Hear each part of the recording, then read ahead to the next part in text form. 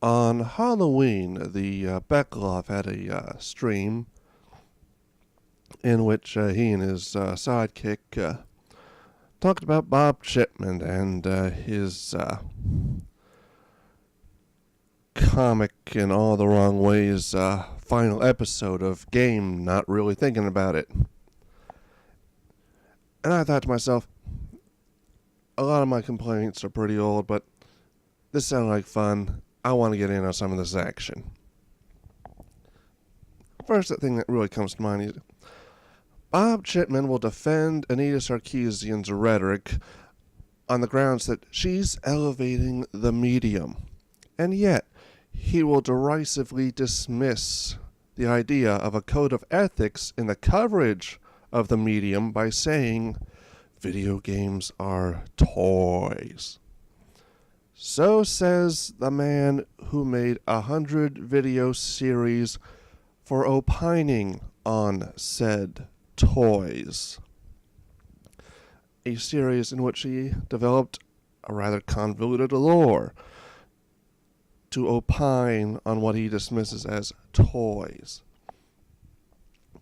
That's your fucked up decision, bud, not mine.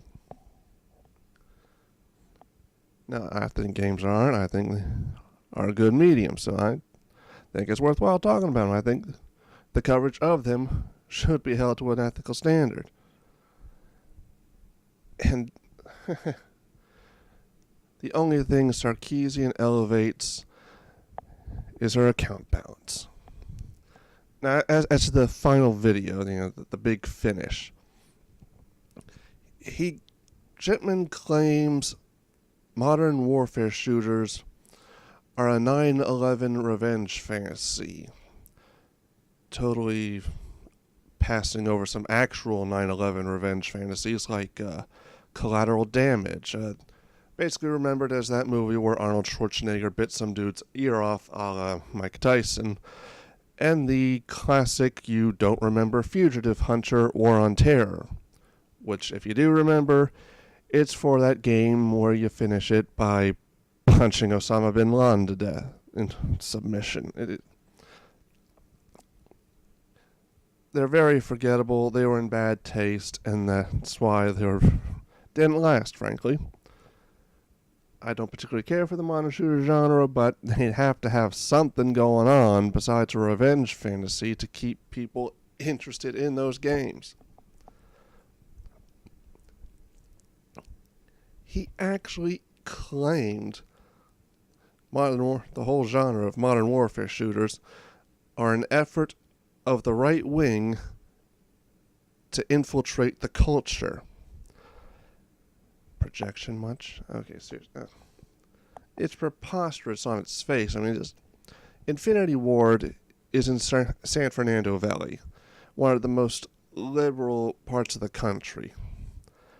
The Modern Warfare was released in 2007, 6 years afterward. I mean, even if you're accounting for a very lengthy development cycle, they really took their time to cash in on 9/11 fantasies.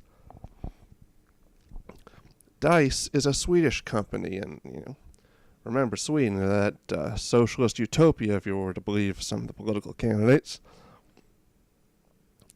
And Battlefield has touched on the subject.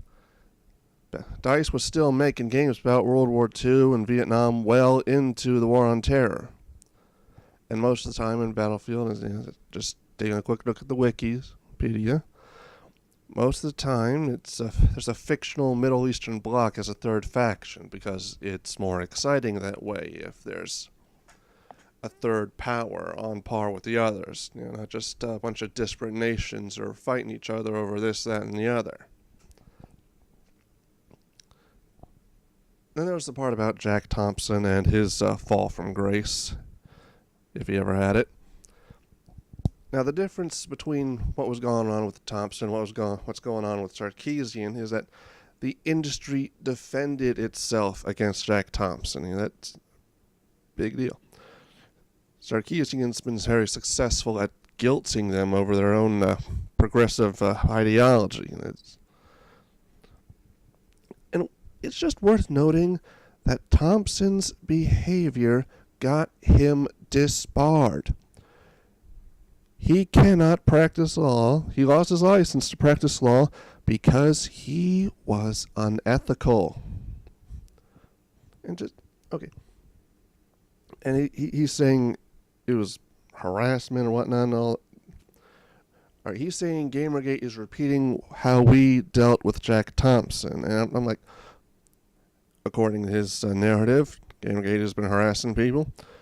So it would follow there was harassing and whatnot going on back in Jack Thompson's heyday. So who the hell was Bob Chipman browbeating when Thompson was making trouble? Is there somebody he owes an apology for mistreating back in the day? Might that influence his thinking towards Gamergate now? And in his comparison, what was going on with Gamergate now, with what's happened back with Jack Thompson, he's saying Gamergate was a cargo cult. And this is a classic example of when MovieBob tries to sound learned and intelligent and knowledgeable, that he just shows he's a fucking idiot. Jack Thompson is an outsider activist. Gamergate has been dealing with corruption endemic in games journalism. Two different kinds of problems. Thompson, outsider. Corruption in games journalism, inside problem. Completely different things. And the tactics, completely different. Now, granted, I was just a wee lad, young teenager, so I can't speak definitively on what everything that went on. But as memory serves, we were arguing that Jack Thompson was full of crap. That was our main thing back in the day. Conversely, Gamergate's been uncovering conflicts of interest, using email campaigns to advertisers to get them to not advertise on sites we considered to be unethical. We found to be unethical. No comparisons at all. I mean, and seriously, MovieBob is one to talk about cargo cults when he is the most shameless Nintendo fanboy I can name off the top of my head. He's the kind of shameless Nintendo fanboy that Yahtzee would regularly mock in his videos every frickin' week. Well, not quite every week, but every other week. He'd make fun of the people who would say Nintendo can't do no wrong. And the really pitiful part about that is that I don't think MovieBob's nostalgia is an affection for the good things in his formative years. I think he's trying to recreate an idealized childhood that only exists in his head. He's like frickin' Michael Jackson here with Neverland and Ferris wheel in his backyard. And on a total side note, Captain N on Blu-ray would not print money. It was a shit cartoon. A great concept, but poor art design, poor animation, terrible writing, terrible acting. It has no redeeming value besides laughing about something you used to watch as a kid. I mean, that is it. A reboot might work, get a new captain, like a new doctor who, still have a princess, name her Lana, preferably have her voiced by Aisha Tyler. Yeah. Thank you for getting that joke if you did.